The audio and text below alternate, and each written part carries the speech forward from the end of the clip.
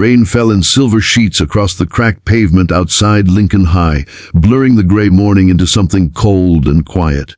The school bell echoed through the mist, and students rushed through the gate, hoods up, earbuds in, faces hidden.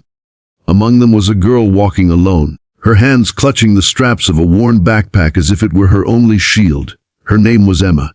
It was her first day at a new school, and she already knew from the whispers that she wouldn't belong easily. Emma had transferred after her mom took a nursing job in town. New places never came easy to her. She was quiet, introverted, and still carried the soft tremor of trauma from her father's passing. The way she walked, careful, as if each step might break something, made her a target. By lunch, the first cruel comments had already started.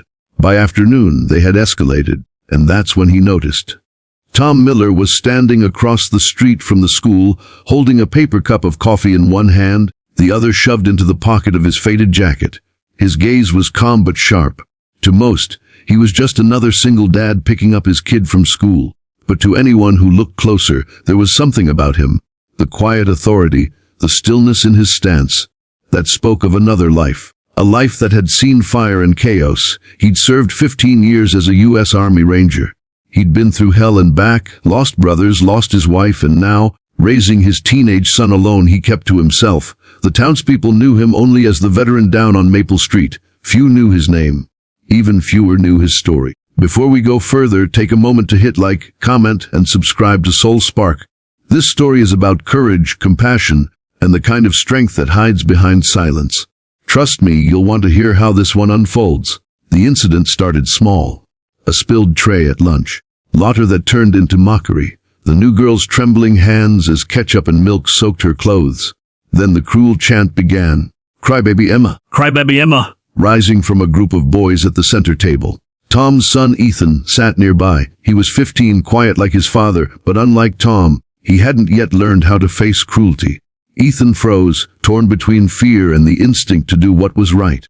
He glanced toward the cafeteria doors where his dad often waited outside after school. He wished, just for a moment, that his father were there now. But Tom was already walking inside. He hadn't meant to interfere at first. He respected boundaries, believed kids needed to learn their own lessons. But something about the girl's eyes, red, terrified, and pleading, struck him hard. They reminded him of his late wife, Sarah, when he'd first met her during his last tour as a medic volunteer overseas. That same quiet pain, that same bravery buried deep beneath fear. So, Tom stepped forward. The room went silent. He didn't yell, didn't scold, just walked up, his boots clicking slowly against the tile, his voice low and steady.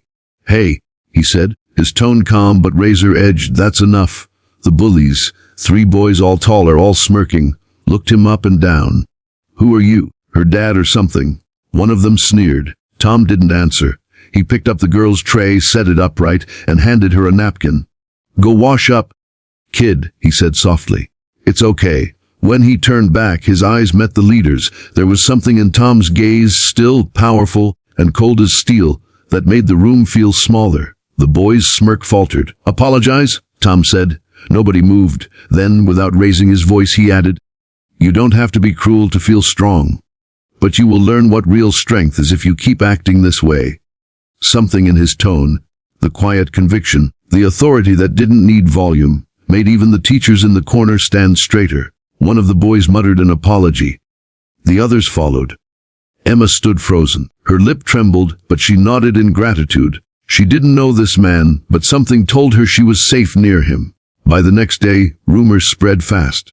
Some military guy embarrassed the football crew. He looked like a soldier or something. That dude's scary.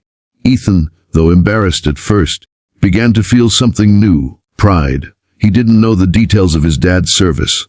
Tom never spoke about Afghanistan, never mentioned the scars on his shoulder, or the nights he'd wake up shouting his comrades' names. But that day, seeing his father defend someone who couldn't defend herself, Ethan understood what true courage looked like. Emma, on the other hand, couldn't forget him either. She started sitting near Ethan during lunch, shyly thanking him for what his dad had done. Over time, the two became friends, but not everyone liked the change. The Bullies, humiliated in front of the whole cafeteria, wanted payback. One evening after school, they cornered Emma and Ethan near the back parking lot. The sun was sinking low, painting the world in shades of fire. The air was still, too still. "Think your dad can protect you all the time," one sneered, grabbing Ethan's backpack. "Let's see how tough you are without him." Ethan's hands shook, but before he could react, Emma tried to step in, yelling, "Leave him alone." One of the boys shoved her hard, sending her sprawling onto the gravel. Then came the deep rumble of a truck engine pulling in fast. The headlights flashed across the bullies' faces. The door opened, and Tom stepped out. He didn't look angry, just disappointed, and somehow that was worse. He took a few steps forward, his boots crunching gravel, his shadow long and heavy behind him. "You three need to think about what kind of men you're becoming," he said.